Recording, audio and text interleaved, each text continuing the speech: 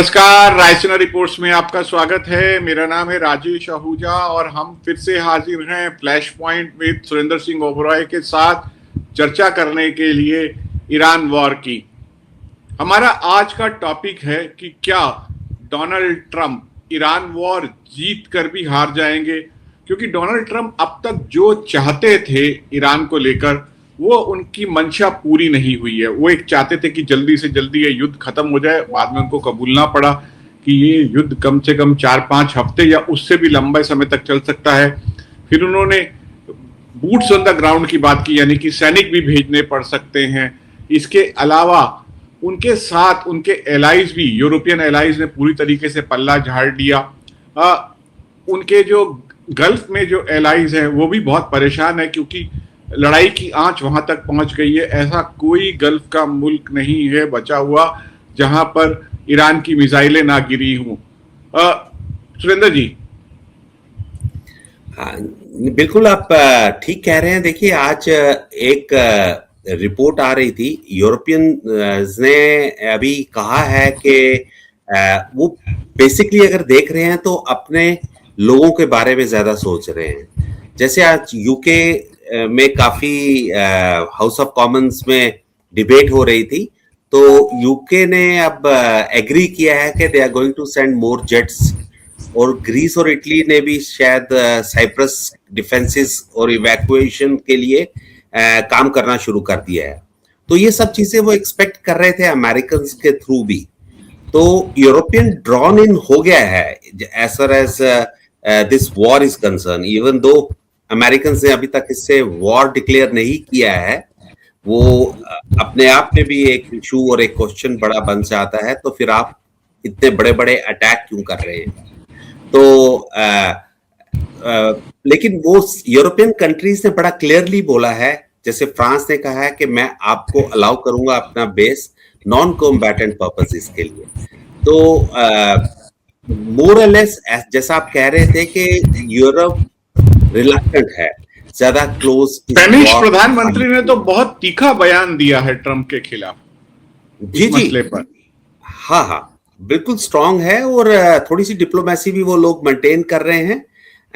यहां तक कि अगर आप देखेंगे कि जैसे ओपन स्पोर्ट किसी की इस तरीके से आ भी नहीं रही है, तो ये पहली बार ऐसा लग रहा है कि यूरोप नजदीक भी है लेकिन नजदीक नहीं है उनके साथ ज्यादा थोड़ा काम भी करना चाहता है, लेकिन वॉर में अपने आप को इन्वॉल्व नहीं करना चाहता है। और शायद अभी मैं माफी कीजिए, मैं आपको टोक रहा हूं। शायद इसकी वजह यह है कि जिस तरीके से अमेरिका से ट्रंप के राष्ट्रपति बनने के बाद लगातार संदेश आए हैं, वो यूरोप के लिए अच्छे नहीं रहे। सबसे पहले म्यूनिक सिक्योरिटी कॉन्फ्रेंस में जेडी वैंस आए और उन्होंने आकर यूरोप को खरी खरी सुनाई, और उसके बाद बोला गया कि यूरोप अपनी सुरक्षा के लिए खुद जिम्मेदार है। यूक्रेन को बिल्कुल उनके हवाले छोड़ दिया गया, यूक्रेन की पूरी मदद बंद कर दी गई। यूरोप में लगातार इस बार जब सेकंड म्यूनिक सिक्योरिटी कॉन्फ्रेंस शुरू हुई, तो उससे पहले जो उनकी रिपोर्ट निकली उसमें डोनाल्ड ट्रंप को डिमोलिशन मैन कहा गया, कि ऐसा कहा गया कि उनके पास एक ब्रेकिंग बॉल है जिससे वो जो पुराना वर्ल्ड ऑर्डर है उसको पूरा का पूरा तहस नहस कर रहे हैं। हाँ बिल्कुल जी। देखिए, ये नाराजगी अभी से नहीं, और इनको सिर्फ 1 साल हुआ है रूल करते हुए, और उसमें आप देख लीजिए कितने डिस्टेंसेस आ गए हैं। एक तो ये वाला issue as far as wars are concerned with different countries, ये तो एक बहुत मेजर इशू रहा है। यहां तक कि आप वो बहुत क्लेम भी करते हैं कि मैंने कई सॉल्यूशंस लेके आया हूं, लेकिन कहीं विजिबल नहीं है वो सॉल्यूशंस। जैसे पुराने एग्रीमेंट्स जैसे हुआ करते थे, तो वैसा कुछ दिख नहीं रहा है बड़ा।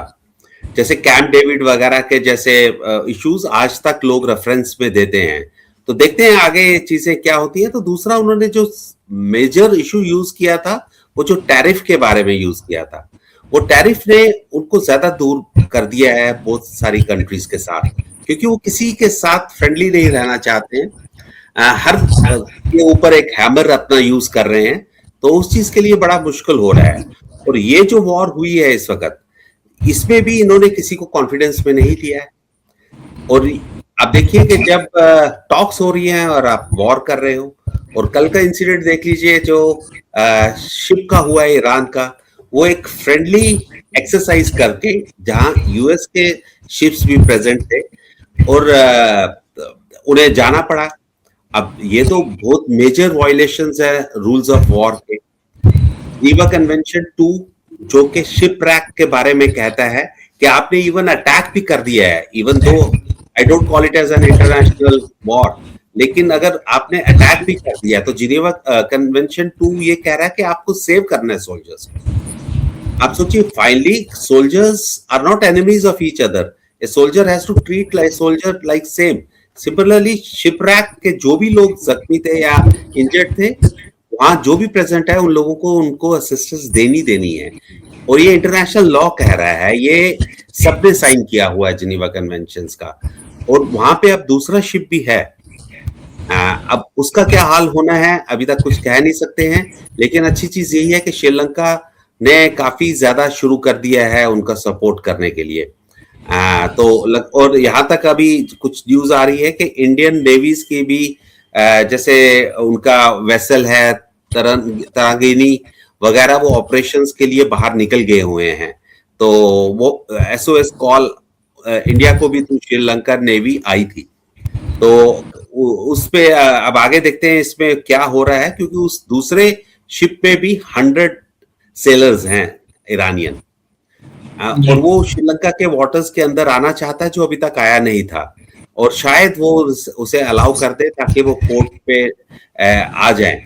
तो ये एक नया इशू बनता जा रहा है और एक बड़ा इंटरेस्टिंग इशू होता जा रहा है कि how things have spread from the Gulf into the Indian Ocean. In fact हमारे नेबरहुड में, हमारे आंगन में हुआ है, and we are the ones who basically are maintaining that ocean. Absolutely आप अजरबैजान ने कहा है कि वो रिटेलिएट करेंगे क्योंकि वहां पे ईरान के ड्रोन्स गिर गए हैं, इतनी दूर वहां पे वहां तक आग की लपटें पहुंच गई हैं। डोनाल्ड ट्रंप का अलग थलग पूरी दुनिया में पड़ना ये तो समझ में आ रहा है। जाहिर तौर पर भारत में भी कोई खुश नहीं होगा जिस तरीके से इस तरीके से शिप जो है यहाँ से एक फ्रेंडली एक्सरसाइज करके निकला, जिसपे यानी ऐसी फ्रेंडली एक्सरसाइज जहां पे कहते हैं कि शिप के पास कोई गोला बारूद नहीं होता है। तो जाहिर तौर पर अमेरिका एक चेतावनी दे सकता था कि डोंट मूव टुवर्ड्स तेहरान और Iran, stay out of this area, आप अलग रहिए। ये चेतावनी काफी होती, लेकिन उन्होंने टारपीडो यूज किया, और रिपोर्ट्स के हिसाब से अगर उन पर यकीन किया जाए तो दूसरे विश्व युद्ध के बाद ये पहला मौका है जब टारपीडो का इस्तेमाल किया गया। पनडुब्बी ने एक इस तरीके से अमेरिका में, दुनिया में तो अलग अलग मसलों पे इस्तेमाल हुआ ही है, लेकिन अमेरिका ने दूसरे विश्व युद्ध के बाद पहली दफा इस्तेमाल किया है। डोमेस्टिकली देखें, हालांकि मुझे लगता है कि रिपब्लिकन पार्टी में अभी भी डोनाल्ड ट्रंप का भय कायम है, क्योंकि सीनेट में जो वोट हुआ उसमें उनकी वार पावर्स को लिमिट करने के लिए वो खारिज हो गया। लेकिन रिपब्लिकन्स बहुत परेशान है, वो कहीं पे भी वॉर शब्द का इस्तेमाल भी नहीं करना चाहते हैं, वो उसको कन्फ्लिक्ट बता रहे हैं, रीजनल कन्फ्लिक्ट से, इससे वो अपने मागा बेस को समझाने की कोशिश कर रहे हैं। नहीं, ये युद्ध नहीं है, ये छोटा मोटा लड़ाई है जिससे जल्दी ही निपट लिया जाएगा। लेकिन जैसे जैसे ये खिंचती जा रही है उसमें बहुत दिक्कत होने वाली है डोनाल्ड ट्रंप के लिए। और अमेरिका में मिड टर्म इलेक्शंस है नवंबर में। हाँ जी, बिल्कुल आप ठीक कह रहे हैं। देखिए जी, जो एक कल का जो वोट रिफ्लेक्शन है वो तो क्लियर बता रहा है कि डीप डिवीजन हो गया है बिटवीन डेमोक्रेट्स और रिपब्लिकन्स। यहां तक के जो दो शायद रिपब्लिकन्स थे जिन्होंने अपोज भी किया था, डेमोक्रेट्स के साथ बातचीत करके बोला भी था। लेकिन अब ये जो सेकंड राउंड का जो दोबारा जहां पे डिस्कशन होगा वो कांग्रेस कैपिटल हिल पे होगा, लेकिन वहां पे रिपब्लिकन्स की मेजॉरिटी है, तो लगता नहीं है कि ये लॉ में दोबारा ज्यादा होगा। जैसा है अभी वैसे ही रहेगा, जो ये ब्लॉक कर दिया था resolution to limit Trump's military action against Iran. तो उस चीज में ठीक है, डोनाल्ड ट्रंप को फिलहाल एक छोटी सी एक विक्ट्री मिली है with in his own party, और एक सपोर्ट मिला है with in Republican despite criticism, लेकिन वोट उन्होंने उसके फेवर में किया है। लेकिन इनका नवंबर में इसका बहुत मेजर इफेक्ट आ सकता है। इस चीज के लिए जो मिड टर्म का जो होगा है उसमें इनको बड़ा सोच समझ के आगे चलना पड़ेगा। और देखो, जो सबसे बड़ी चीज है कि ये ग्लोबल लॉस हो रहा है। एक तरफ से आप टैरिफ टैक्स लगा रहे हो कि अमेरिकन को, जैसे आप कह रहे थे, मेगा बनाने के लिए, दूसरी तरफ से आप पैसा डिस्ट्रॉय कर रहे हो। आज ये इजराइल की एक रिपोर्ट आई है कि अराउंड 3 बिलियन यूएस डॉलर्स उनका पर वीक खर्चा होगा। ये छोड़ दीजिए, आप देख लीजिए मूवमेंट कितनी हो रही है, कितना लोग फॉरेनर्स ने अपनी प्रॉपर्टीज वेस्ट एशिया में खरीदी है, जो वो मिडल ईस्ट कहते हैं। कितनी बड़ी बड़ी कंपनीज ने अपने ऑफिसेज दुबई वगैरह में खोल दिए थे, और वो सारे फॉरेनर्स हैं, मैक्सिमम नंबर ऑफ फॉरेनर्स हैं, क्योंकि वहां टैक्स वगैरह नहीं लगता है, तो उस चीज की सेविंग्स उनकी हो जाती है। तो 4-4, 5-5 साल के लिए मैंने देखा है लोग जिनीवा से, यूएस से, लंदन से वहां पे सेटल हो रहे हैं और सबके ऑफिसेज खुल गए हुए हैं। वो एक बहुत बड़ा सेटबैक लगेगा, क्योंकि फिर ये लगेगा कि ईरान और बाकी एरियाज के बैकयार्ड में है। अगर आज ये हुआ है तो कल भी कुछ होगा। तो इकोनॉमी वेस्ट एशिया की दोबारा असर कर सकती है। वो क्यों? अगर आप साउथ एशियंस को देख लीजिए, millions of South Asians are dependent on them. हमारा कितना माइग्रेंट लेबर्स जाता है वहां पे, जो ब्लू कॉलर जिन्हें हम कहते हैं, वो सब भी वापस आ जाएंगे। कितना टाइम लगेगा जाने का? तो ये वाला साल अगर आप इकोनॉमिकली देखेंगे, going to affect us very badly as far as economy is concerned. अब देखिए, हमारा फॉरेन रेमिटेंस कितना आता था, जितने भी ये वाले कंट्रीज का जहां पे हमारे इंडियंस हैं, और मैक्सिमम साउथ इंडियंस हैं हमारे, जो काफी वहां पे सेटल्ड हैं काफी देर से, और काफी मेजर बिजनेसेस उनके हाथ में हैं।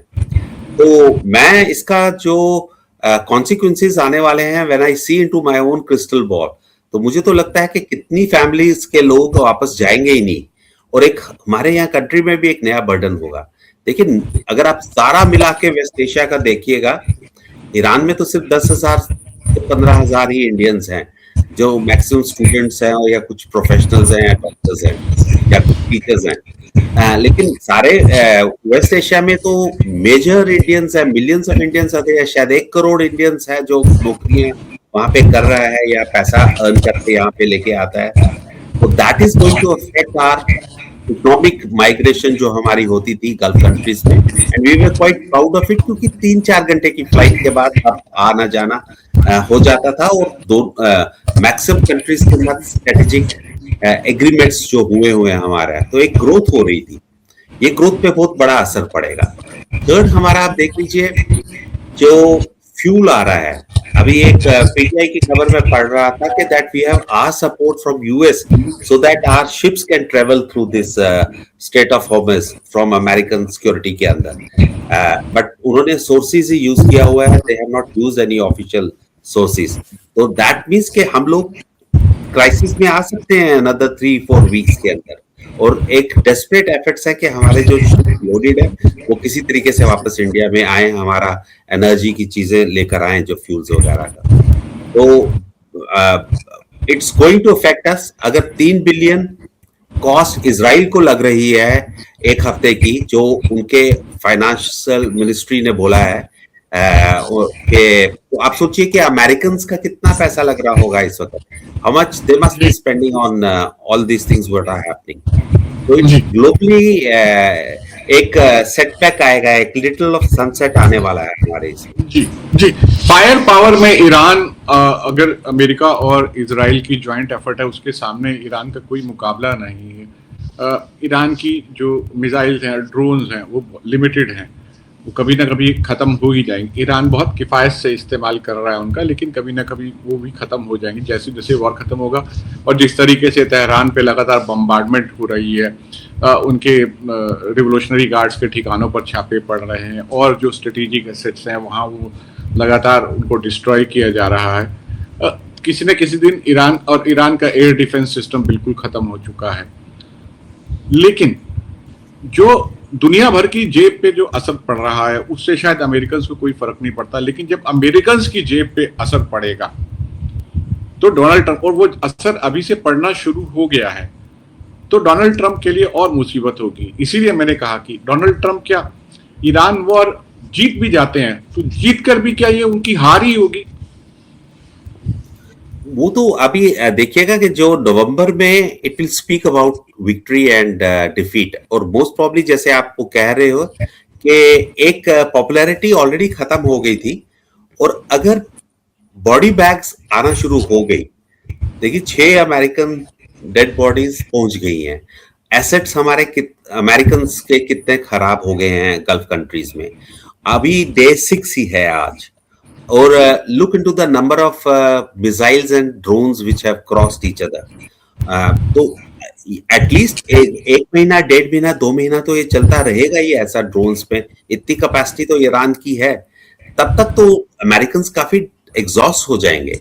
अगर सारे लोग जो लोग नौकरियां कर रहे हैं गल्फ कंट्रीज वगैरह में, वो वापस अपनी कंट्रीज पे चले जाते हैं, तो एक नई सोच होगी, और सारा ब्लेम इन पे आएगा कि आपने टॉक्स के टाइम पे वॉर क्यों शुरू की है, जो ऑलरेडी डिस्कशंस पॉलिटिकल सर्कल्स और इवन वहां के जो थिंक टैंक्स वगैरह में भी डिबेट्स शुरू हो गई है।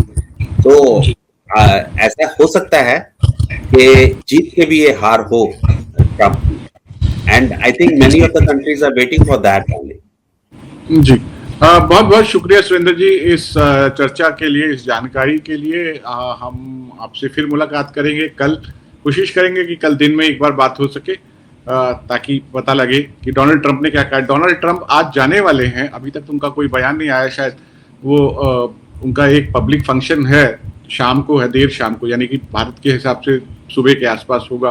तो देखते हैं उसमें क्या वो बोलते हैं, क्या कहते हैं, तो उससे पता लगेगा उनका रवैया क्या है। 3-4 डेवलपमेंट्स हो रही है, जैसे अब चाइना का एनवॉय जाने वाला है वेस्ट एशिया में सॉरी, और अभी जब ये व्हाइट हाउस की ब्रीफिंग भी होने वाली होगी, देखिए आज और कल होगी, फिर वीकेंड्स पे तो वहां ब्रीफिंग नहीं होती है। और सेकेंडली ये देखना पड़ेगा कि आप फ्रांस और जो वेस्टर्न एलीज हैं, कितने हद तक वो उनको एक्स्ट्रा जेट्स कतार में भेज रहे हैं, या फ्रांस अलाउ कर रहा है यूएस को अपना बेस यूज करने के लिए नॉन कॉम्बैटेंट्स। तो एक नया एंगल आ रहा है सारी इस चीज में, वो ना करते भी उनको वो इन्वॉल्व होते जा रहे हैं थोड़े बहुत, एंड इसीलिए यूरोपियन हिट भी हो रहे हैं। अब अगर साइप्रस की तरफ चला गया ट्रिप्स की तरफ, तो सब प्रिकॉशन लेंगे। तो जरूर कल मिलते हैं, कल देखते हैं कि कल क्या सिचुएशन रहती है। और अजरबैजान ने भी जो अपनी एयर स्पेस बंद कर दी है, तो क्या कह रहे हैं, इवन दो ईरान ने कहा है कि you are not the attack. जी जी, बहुत बहुत शुक्रिया जोगिंदर जी, कल मुलाकात होती है आपसे। श्योर जी, लुकिंग फॉरवर्ड।